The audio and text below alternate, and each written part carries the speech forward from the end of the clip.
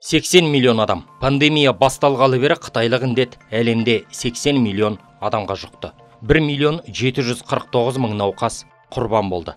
Айдың күннің аманында соғыссыз 2 миллионға тақау адам қырылып қалды. Бізде де жағдай мәз емес.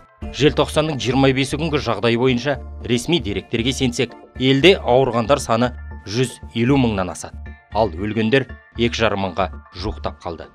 Дертке қарсы вакциналар болса күшін әлі көрсете алмай жатыр. Дәрі шығаруда сен тұр мен атайын деген ірі корпорациялар екпе науқанын енді бастады. Оларға сенімнен қарағанда күмән мен күдік басым. Елден ерекше есірген көршіміз ғана Спутник V шірткісімен мақтанып жүр. Оны адуынды елдер вакцина деп мойындамайды. Өйткені дәрі деген дәлелі жоқ. Әлем ғалымдары оны екпе емес, у деп жатқан шақта орысқа қосылып, бізде құтырдық, зауыт салып, Ресейдің түсініксіз зәрін құтыға құйып, Қазақстанда жасалған деп кеудемізді соқтық. Орыс қазақ бизнесі қашан ашық болып еді, шым сезеді. Спутник V том-том дастанға айналатын сияқты. Сойдың орындауындағы хит әндер әлі алда. Армысыздар, кеші жарық, ешкі сарыға қайын. Бұл не дейді арнасының 39-шы шығарылымы.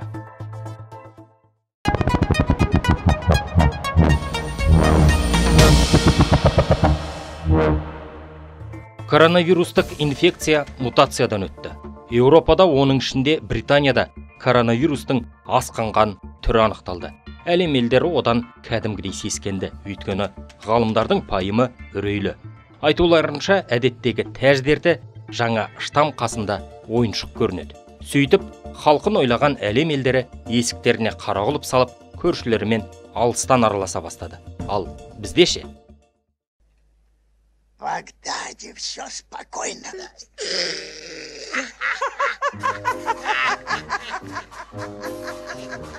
Bagdaде все спокойно, спокойно, спокойно. Bagdaде все спокойно, спокойно, спокойно. Иә, Нұрсұлтанатта бәрі қалыпты.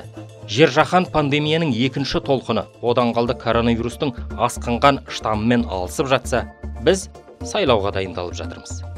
Сауалнама жүргізіп, ойбай, халықтың 74% билік партиясын қолдайды. Қандықол қызылдар мен трактористерге, халалдар мен залалдарға сенетіндер де аз емес екен деп сүйінші сұрады. Сенсін, нансын деп зомби жәшіктер арқылы таратты. Құдды бір балабақша, тәрбиеші қай ойыншықты мақтаса соған жүгіретін бүлдіршіндей көреді бізді. Пропаганда майын тамызды. Қордаланып қалған мәселелер шешіледі, ауылға жол түседі. ТМД-да теңдесі жоқ, жылдам интернет орнап, мұғалімдер мен дәрігерлер миллионер болады дегенді айтты. Бұған кейбір мақтабастар масайды. Аттарын атап түстерін түстемей отырғаныма кешірім сұраймын. Бізде заң солай. Билікке күмән келтіруге болмайды. Оның құйыршықтары да шант емес.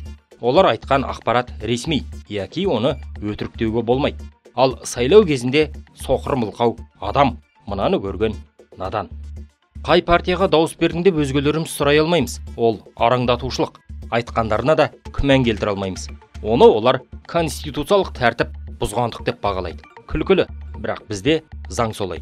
Билік өз халқынан осылай қорғанған. Қысқасы, коронавирустық инфекция әлемге қандай қауіп төндірсе де, Қазақстанда қаңтардың 10-на дейін еркіндік. Мәслихат пен мәжіліс нұр роботтарға толғанша қалыпты жағдай қажет. Қалаларды жасыл мен сары аймақтан асырмау керек. Тіпті дүкендер мен кинотеатрларды уақытша ашып жіберсе болады. Әрине әзірге үлгереміз, қызарамыз әлі де, тек қаңтардың 10-нан кейін. Сайлау өтсін, бес-бас бір көтен парламентке кірсін. Қаңтардың ортасы немесе соңында локдаун деген бәле басталар. Қара құлып салынып, қара халық үйшігіне тығылар. Әйтпесе қайдағы біреулер көшеге шығып, бүйректен сирақ шығарады. Шал кемпірлер жылап, қатын қалаш шырылдар. Сайлау әділетсіз өтті деп күлкілі ұрандар тастауы да ғажап емес. Оларды қуып, автозактарға қамау үшін нақты себеп керек емес пе?